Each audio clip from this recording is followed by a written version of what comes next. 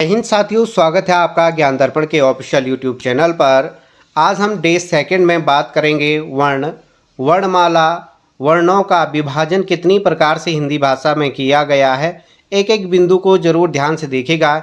इससे पहले हमने डे फर्स्ट वाली वीडियो में भाषा का विकास, लिपि और लिपि कितने प्रकार की होती है, किन भाषाओं की कौन कौन सी लिपि है, उसके बारे में हमने बात किया था। भारत में भाषा परिवारों के बारे में बात किया था। जिन्होंने वो वीडियो नहीं देखी है ज़रूर देख लीजिएगा। हमारा टारगेट 15 दिनों में पूरी हिंदी कंप्लीट करना है, यानी 15 वीडियो बनेंगी छोटी छोटी, जहाँ पे आप पूरा क्लियर कर सकते हो। तो ध्यान से कॉपी पेन निकाल लीजिए और समझते हुए हम लोग आज आगे बढ़ते हैं। तो देखिए दोस्तों, वर्ण क्या होता है। भाषा की वह छोटी से छोटी ध्वनि या इकाई कह लें जिसके खंड नहीं किए जा सकते, यानी तोड़ा नहीं जा सकता है, उसे वर्ण कहते हैं। एक परिभाषा आपकी यहाँ पे कंप्लीट होती है। अभी ध्यान से देखिएगा। दूसरा है, ध्वनि को जिन चिन्हों के माध्यम से व्यक्त किया जाता है उन्हें वर्ण कहते हैं। अब देखिए दोस्तों, यहाँ पे कन्फ्यूजन रहता है कि भाषा की सबसे छोटी इकाई क्या होता है। ऑप्शन ए आएगा आपका वर्ण या ध्वनि। वर्ण या ध्वनि, इस प्रकार से आप लोग देख लीजिए। तो भाषा की सबसे छोटी इकाई वर्ण भी होता है और ध्वनि भी होता है। लेकिन अगर आपके पास प्रश्न बन जाता है कि भाषा की सबसे छोटी लिखित इकाई क्या होती है दोस्तों, लिखित इकाई, तो आपका आंसर होगा आपका वर्ण। और मौखिक इकाई क्या होगा आपका ध्वनि। यदि आपका सिर्फ यह आया है परीक्षा में, कई बार पूछा भी गया है कि भाषा की सबसे छोटी इकाई क्या होता है आपका, तो वर्ण या ध्वनि दिया रहता है। दोनों में से एक दिया होगा। यदि कई बार दोनों ही दिए हैं तो वर्ण को प्राथमिकता दीजिएगा।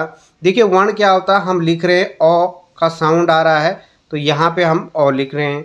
आ का साउंड आएगा तो हम आ लिख रहे हैं। लेकिन यदि दोस्तों अगर हम कहीं पे सीटी की आवाज़ आ रही है या कहीं पे घंटी की आवाज़ आ रही है, अगर हम उस आवाज़ को लिखना चाहें तो वो लिखा नहीं जाता है, उसे ही ध्वनि या साउंड कहा जाता है। उम्मीद करता हूँ यहाँ पे आपको ये समझ में आ गया होगा।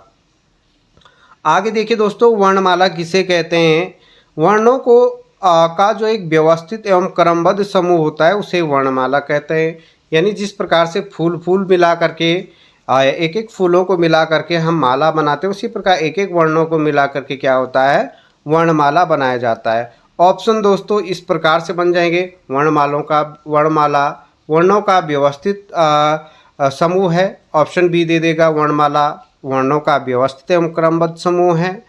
तो आपका जो आंसर होगा वो बी वाला होगा, वर्णमाला वर्णों का व्यवस्थित और क्रमबद्ध। या कई बार ऑप्शन सी, वर्णमाला वर्णों का समूह है। तीनों ऑप्शन एक जैसे लगेंगे, लेकिन आपको एक शब्द यहाँ पे ये शब्द याद रखना है, एक व्यवस्था, एक सिस्टम और एक क्रमबद्धता बहुत जरूरी है वर्णमाला में। यानी अ के बाद आ आएगा, आ के बाद ई आएगा, ई के बाद ई आएगा। यही एक मानक वर्णमाला कहलाता है। आगे बढ़ते हैं दोस्तों, वर्ण विभाजन। तो एक जो हिंदी या प्रचलित हमारी वर्णमाला है उसमें वर्णों का विभाजन कई आधार पर किया जाता है। कॉपी पेन निकाल लीजिएगा दोस्तों, समझते हुए आगे बढ़िएगा। पहला है उच्चारण के आधार पर, दूसरा उच्चारण स्थान के आधार पर, तीसरा प्राणत्व के आधार पर और चौथा आपका घोषितता के आधार पर। दोस्तों बात करेंगे, पहला टॉपिक आपका उच्चारण के आधार पर वर्ण विभाजन। तो उच्चारण के आधार पर यहीं पे प्रश्न बनेगा, वर्णों का विभाजन कितने तरीके से किया जाता है आपका, दो तरीके, स्वर और व्यंजन। अब बात कीजिएगा इन छोटे छोटे टॉपिकों को लेकर के। स्वर किसे कहा जाता है कि स्वतंत्र रूप से उच्चारित होने वाली ध्वनियाँ या वर्ण स्वर कहलाते हैं, अर्थात जिनके उच्चारण में किसी अन्य वर्ण की सहायता नहीं लेनी पड़ती है, वे स्वर कहलाते हैं। तो देखिए दोस्तों, जिनको उच्चारण अपने आप में स्वतंत्र है, अ के टुकड़े नहीं किए जा सकते हैं, आ के टुकड़े, यानी ये स्वतंत्र उच्चारित तो हो रहे हैं, यानी जब भी इनका साउंड निकलता है ये अपनी ही ध्वनि शुद्ध रूप में निकाल रहे हैं, वही अपने आप में क्या कहलाता है, आपका स्वर कहलाता है। यहाँ पे देखिए दोस्तों, यहाँ पे स्वर केवल आपका यहाँ तक आएगा, ये अंग और ओह, इसको हम बाद में पढ़ेंगे, ये स्वरों की गिनती में नहीं आते हैं। व्यंजन किसे कहा जाता है दोस्तों, व्यंजन यानी जो ध्वनियाँ स्वतंत्र रूप से उच्चारित नहीं होती है, अर्थात जिनके उच्चारण में हमें स्वरों की सहायता लेनी पड़ती है, उन्हें हम क्या कहलाते हैं, क्या कहते हैं, व्यंजन कहते हैं। तो देखिए दोस्तों, यहाँ पे व्यंजन दिए गए हैं, यानी जो क ख ग घ, इसको हम व्यंजनों को व्यंजन वाले टॉपिक में आगे बात करेंगे। अब देखिए हम स्वरों पे बात कर लेते हैं। देखिए दोस्तों, स्वर किसे कहा जाता है और व्यंजन किसे कहा जाता है, हम बात करेंगे। स्वरों के जो भेद होते हैं वो दो प्रकार के होते हैं, एक मूल स्वर या ह्रस्व स्वर और दूसरा होता है आपका दीर्घ स्वर, जैसा कि चार्ट में आपको दिख रहा होगा। मूल स्वर किसे कहा जाता है? मूल का मतलब होता है जड़, और दीर्घ का मतलब क्या, संधि का मतलब क्या होता है? जो दो मूल स्वरों से मिलकर के बने होते हैं। तो देखिए दोस्तों, कौन से मूल स्वर होते हैं? मूल स्वरों की संख्या होती है 4 और दीर्घ स्वरों की संख्या होती है 7। कुल स्वर आपके कितने होते हैं? 11 होते हैं। तो मूल स्वर अगर हम लोग बात करेंगे कौन कौन से हैं, आपका अ, ई, उ और री, ये मूल स्वर हैं। देखिए यहाँ पे इन स्वरों की अगर हम लोग बात करें तो ये किसी के योग से नहीं बने हैं, ये अपने आप में क्या होते हैं? स्वतंत्र होते हैं। इनको मूल इसलिए कहा जाता है कि ये स्वयं से उत्पन्न हुए हैं, और ह्रस्व इसलिए कहा जाता है कि ये इनको उच्चारित करने में कम समय, परिभाषा अलग है लेकिन एग्जाम्पल इनके उदाहरण सेम हैं। दीर्घ स्वर इनके अलावा जो भी स्वर बचे कौन कौन से आपका दोस्तों? आ, ई, उ, ए, आई, ओ और आउ, ये अपने आप में क्या होते हैं? दीर्घ या संधि स्वर इनको कहा जाता है। दीर्घ स्वर इसलिए कहा जाता है क्योंकि अ की अपेक्षा आ में ज़्यादा समय लगता है, ई की अपेक्षा ई में ज़्यादा समय लगते, उ की अपेक्षा उ में, इसलिए इनको यानी साउंड इनका ज़्यादा लंबा खींचा जाता है, इसलिए इनको दीर्घ स्वर कहा जाता है। ये दो मूल स्वरों के मिलने से बने होते हैं, ये खुद में उत्पन्न नहीं, यानी अ को दो बार मिला दो तो क्या बन जाएगा? आ बन जाएगा। किस प्रकार से दोस्तों? देखिए यहाँ पे ये परिभाषा अच्छे तरीके से दिया गया है। आ किससे मिल करके बन रहा है, ई किससे मिल करके बन रहा है, ए किससे मिल करके, आई किससे मिल करके ए बना है। री को इन स्वरों की गणना में नहीं रखा जाता है। री अपने आप में क्या होता है? स्वतंत्र होता है, यानी इसे संस्कृत भी एक तरीके से यहाँ पे री संस्कृत का स्वर माना जाता है, ये आपको ध्यान देना है। स्वरों की कुल संख्या होती है आपकी कितनी? 7 और 4 कितने हो गए आपके? 11। आगे देखिए दोस्तों, अब हम बात करेंगे व्यंजन के बारे में। तो ये देखिए दोस्तों, अगर किसी को पीडीएफ चाहिए होगी तो ये ई बुक के रूप में आपको पीडीएफ मिल जाएगी। कमेंट जरूर कीजिएगा, टेलीग्राम चैनल पे हम लोग दे देंगे। तो ज़रूर जो ये नंबर दिया गया यहाँ पे आप व्हाट्सएप कर सकते हैं। उत्तराखंड की पीडीएफ चाहिए होगा, ई बुक चाहिए होगा या प्रैक्टिस सेट की ई बुक, तो ज़रूर आप लोग कमेंट कीजिएगा। बात करते हैं दोस्तों व्यंजन की, तो व्यंजन की परिभाषा भी आप लोग देख लीजिएगा। व्यंजन वे ध्वनियाँ हैं जिनके उच्चारण में किसी स्वर की सहायता लेनी पड़ती है, उन्हें व्यंजन कहते हैं। यानी व्यंजन खुद नहीं प्रकट होते हैं, यानी उनका उच्चारित करते हुए किसी न किसी स्वर का सहारा लेना पड़ेगा, तभी व्यंजनों का जन्म होता है।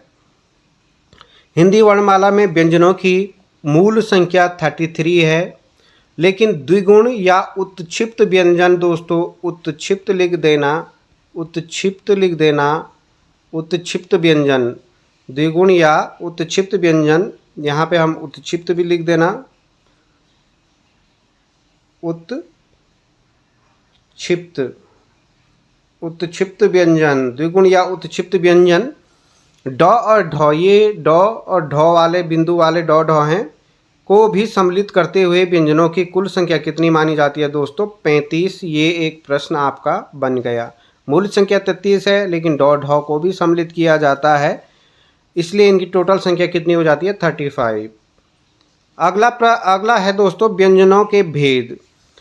अब व्यंजनों के कितने भेद होते हैं? साधारण सा प्रश्न आपका बनता है कि व्यंजनों के कितने भेद होते हैं, तो व्यंजनों के 3 भेद होते हैं। पहला आपका स्पर्शी व्यंजन, जिन्हें वर्गीय भी कहा जाता है, दूसरा अंतस्थ व्यंजन, और तीसरा आपका ऊष्मीय व्यंजन। अब पहला टॉपिक है स्पर्शी व्यंजन किसे कहा जाता है। दोस्तों, जिन व्यंजनों के उच्चारण में जीभ या श्वास या अन्य उच्चारण अंग मुख के किसी न किसी भाग को स्पर्श करते हैं, उन्हें स्पर्शी व्यंजन कहा जाता है। 5 वर्गों में बटा होने के कारण उन्हें वर्गीय व्यंजन भी कहा जाता है, और इनकी संख्या कितनी होती है? 35। अगली बार प्रश्न आपका ये बन जाएगा कि इस हिंदी वर्णमाला में वर्गीय व्यंजनों की संख्या कितनी होती है, तो आपका आंसर कितना होगा? 25 25। बात करेंगे स्पर्शी या वर्गीय व्यंजनों की, तो यहाँ पे देख लीजिएगा, पहला इसको क वर्ग भी कहा जाएगा, दूसरा आपका यहाँ पे चौ वर्ग भी कहा जाएगा, तीसरा आपका यहाँ पे क वर्ग, चौ वर्ग, ट वर्ग, त वर्ग और प वर्ग, इस प्रकार से ये कहा जाता है।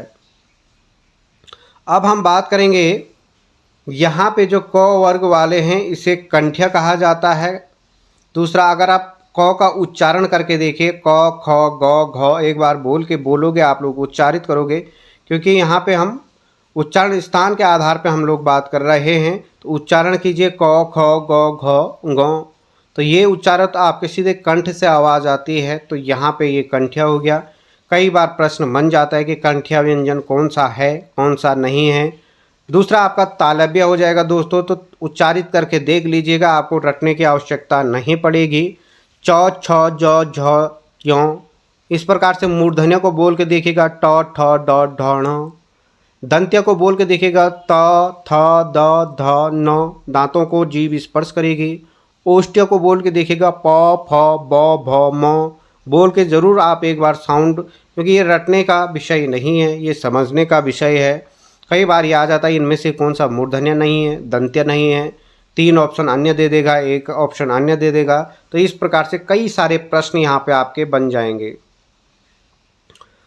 बात करेंगे दोस्तों अंतस्थ व्यंजन की। अंतः का मतलब मध्य में होता है या बीच में होता है। जिन व्यंजनों का उच्चारण जीभ के मुख के जीभ या मुख के भाग को, मध्य भाग को पूर्ण रूप से स्पष्ट नहीं करते, उन्हें अंतस्थ व्यंजन कहते हैं। इनकी संख्या कितनी होती है? 4 स्क्रीन पर दिए गए हैं। य र ल व को अंतस्थ व्यंजन की श्रेणी में रखा गया है। दूसरा होता है आपका ऊष्म व्यंजन। ऊष्म का अर्थ होता है दोस्तों गर्म श्वास।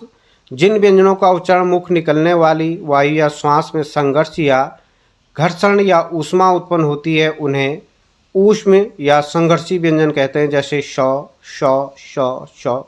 ये याद रखिएगा, आप हम हिंदी पढ़ रहे हैं तो इसे तालव्य स, ये मूर्धन्य स, ये दंत्य स और ये ह। कभी भी ये प्रश्न नहीं बनेगा कि कौन सा पेट फटा स है या कौन सा सही वाला स है। आपको ये याद रखना है, क्रम ये रहता है तालव्य, मूर्धन्य और दंत्य, इस प्रकार से क्रम रहता है। यहाँ पे आपको ये ध्यान देना है कि जो ये तालव्य, मूर्धन्य और दंत्य यानी 2 3 4 वाले, यही इनका क्रम रहता है। आगे देखिएगा दोस्तों, यहाँ पे द्विगुण व्यंजनों की बता दिया है कि द्विगुण व्यंजनों को जोड़कर भी इनके कुल संख्या कितनी हो जाएगी? आपकी 35 हो जाती है। आगे हम बात करेंगे दोस्तों संयुक्ताक्षर किसे कहा जाता है। तो संयुक्ताक्षर आपको ये याद रखना, ये ना स्वर हैं और ना ही व्यंजन है, लेकिन हिंदी वर्णमाला में इनकी गणना की जाती है, वर्णों में इनकी गणना की जाती है। जो 2 मूल वर्णों के मेल से बने होते हैं उन्हें हम संयुक्ताक्षर कहते हैं, और इनकी कुल संख्या कितनी होती है? 4 मानी जाती है। पहला है दोस्तों आधा क धन श, ये पूरा स होगा। कौन सा स है कमेंट में कीजिएगा। इसको मिल करके कई क्या बनता है? आपका अक्ष। लेकिन ये ध्यान देना, कोई भी व्यंजन क्या होता है अपने आप में, अगर 100 इस प्रकार से दिया है आधा क धन श, तब तो ठीक है, लेकिन अगर 100 पे हलन तो इसके साथ अ भी लगा सकते हैं। र दिया गया है, या तो ऐसा र दिया गया आधा त धन र, अगर इसको हम हलंत लगा के अ जोड़ देंगे तो ये भी अपने आप में सही है। ज्यों को आधा ज धन यों किया गया है, अगर यों पूरा दिया गया है और इस पर हलंत लगा करके आधा बना करके हम लोग अ जोड़ सकते हैं। यानी किसी भी व्यंजन को, जैसे ये र यहाँ पे पूरा है, यहाँ पे र में हलंत लगा करके प्लस अ कर दो, तो इस प्रकार से भी कई बार दिया जाता है। आगे देखिए दोस्तों, अयोग्य वाक्य किसे कहा जाता है? अयोग्य का अर्थ होता है साथ न रहने वाला या मेल ना होना। ऐसे चिन्ह जिनका जातीय योग ना तो स्वरों के साथ होता है ना ही व्यंजनों के साथ होता है, उन्हें हम अयोग्य वाह कहते हैं। इनकी संख्या कितनी होती है? 2 होती है, अंग और अह। अंग को क्या कहा जाता है दोस्तों? अनुस्वार कहा जाता है, और अह को क्या कहा जाता है? विसर्ग कहा जाता है। ये आपको ध्यान देना है दोस्तों। आगे अगली वीडियो में हम लोग बात करेंगे। आज के लिए इतना ही, छोटी छोटी वीडियो को लेकर के हम लोग आगे बढ़ेंगे। अगली वीडियो में हम उच्चारण स्थान और हिंदी का ये वर्णमाला है, इसे पूरा कंप्लीट करेंगे। तो एक बार जिन्होंने पहली वीडियो नहीं देखी है वो ज़रूर वीडियो को देख लीजिएगा। आगे इसी प्रकार से हम जल्दी जल्दी से पूरा कंप्लीट करने का प्रयास करेंगे, ये हमारा प्रयास रहेगा। तो ज़रूर बेल आइकन को सब्सक्राइब कीजिएगा। पॉइंट टू पॉइंट बात करेंगे, क्या आपको समझ में नहीं आ रहा है उसे कमेंट में ज़रूर कीजिए। तो जय हिंद दोस्तों, मिलते हैं अगली वीडियो में।